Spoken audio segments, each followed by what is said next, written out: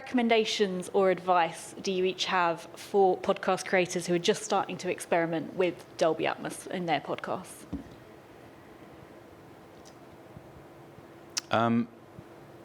I think kind of what we've talked about is just start playing with the technology.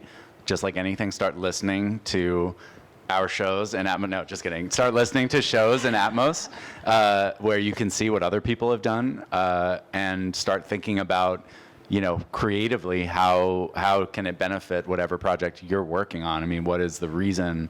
We ask why should it be an audio project in the first place, and then the next question is what would you do with this new tool? A tool is always only as good as its wielder or something. I'm sure there's a phrase like that captures that idea that I'm not coming up with. Yeah, I think I'll agree. If you listen to our shows, you can download our app and listen to most of the shows. They're very compelling and riveting. So it will give you an idea of what the kind of experience that this brings about. It will give you an idea about the output. And it'll also give you an idea about what goes behind creating this output. The technology is not yet commoditized, but sooner or later you will realize that there's a difference between, if you divide the world into two parts, those with Dolby Atmos and those without Dolby Atmos, you will realize that there's a huge gap that needs to be filled.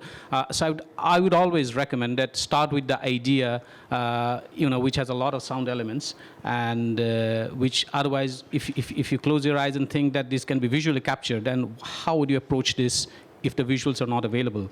That is where Dolby Atmos actually really comes in handy and fills the gap.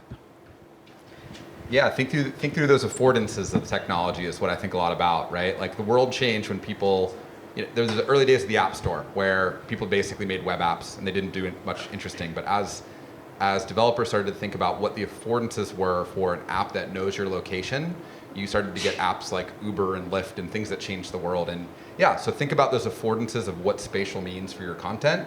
You can get started really easily, as I mentioned. The Dolby team's obviously here, and they've got great documentation, a great website that you can check out. And I'd start there, which is the technical resources.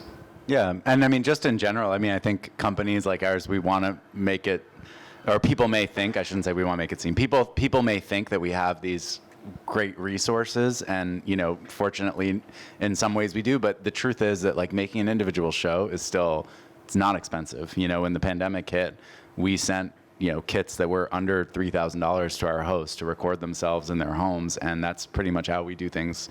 Yeah, there's a great photo of Richard Madden when he did From Now for us in a hotel room, and I'm sure you've all done that, like been scrappy with how you produce, and I think it's just about getting started.